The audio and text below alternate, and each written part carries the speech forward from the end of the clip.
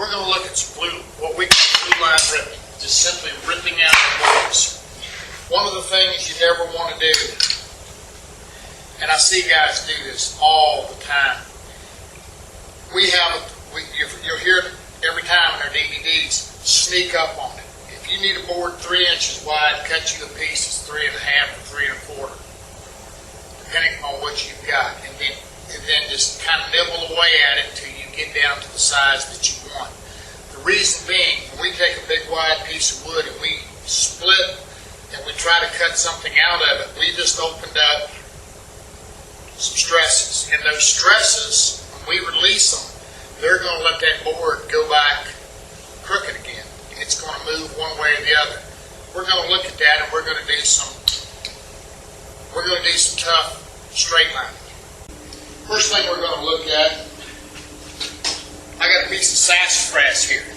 Sassafras is one of those woods that when you buy it, typically you buy it in what's called a log run. What log run simply means is it's just like it came off the tree. They don't grade it out a lot. And when it dries, it can go all over the place. And just in case you can't see this, I'll show it to you. This thing is anything but straight. And normally there's no real safe way of ripping this. You don't have anything remotely straight to index to a simple fence. It's just not going to do it. So here's a little jig we use. This is a tough one. It's simply a piece of MDF, some 1/2 inch MDF, made into the form of a box, sits on the top of our fence.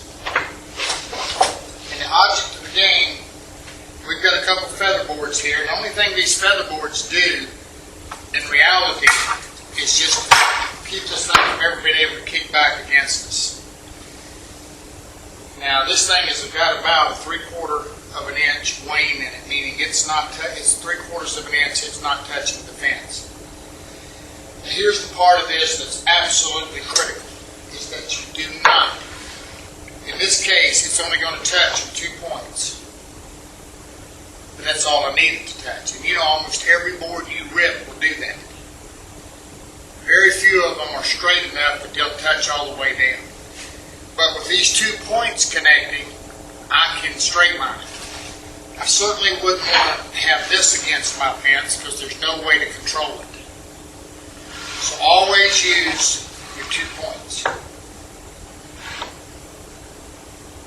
Now let's take a look at the jig again. I've got my 2 points touching, and all it is this is also a good way of making long cuts. When you've got to straight line something long. I've made sure this is straight, and from point to point, I'm touching it. So what I'm going to do is I'm simply going to come in here and I'm going to measure to see what the widest point I'm going to get is. In this case, it's going to be 5 1/2 inches.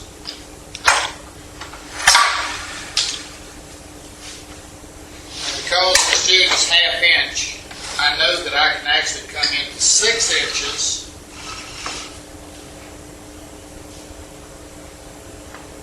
it's going to give me 5 1/2 inches to my blade. Got a little saw dog set up here, just something to help me hold it. And here's really critical, is make sure you got a splitter on here. You want something to keep this thing from pinching on you. Let's see how it does.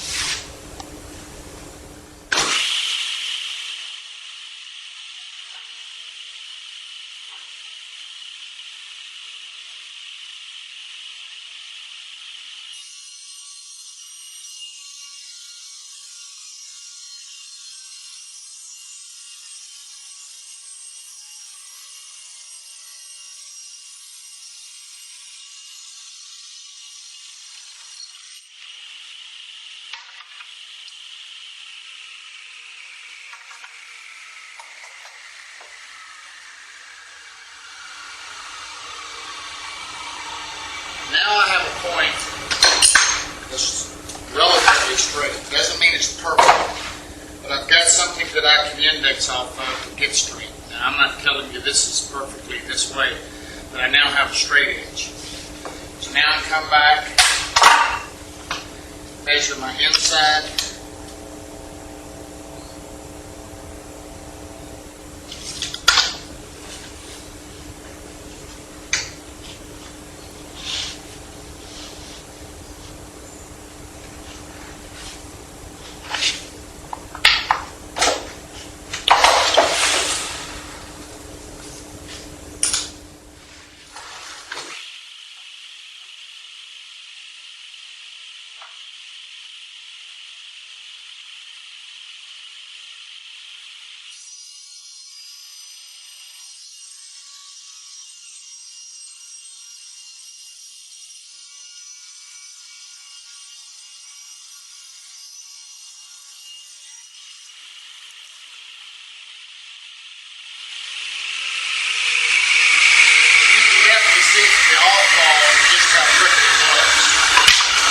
Now what I'm going to do is remove the jig.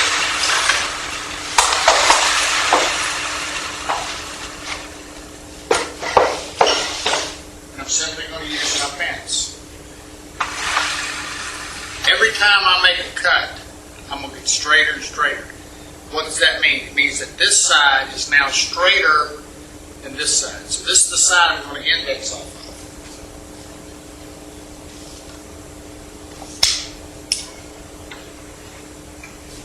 So all I'm going to do is just barely skim it.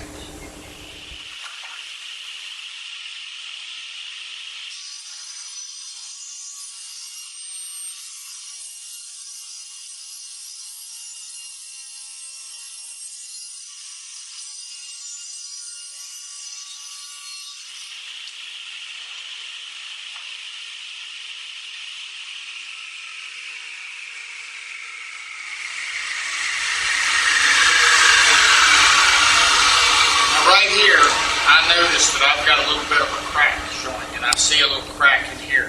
I know I've got some stress in there. You see this?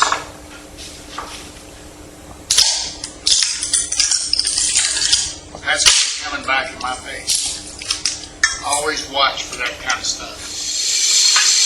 You know, pretty much, I've cut it off. Pretty much irrespective of any guard I would put on here, doesn't much matter.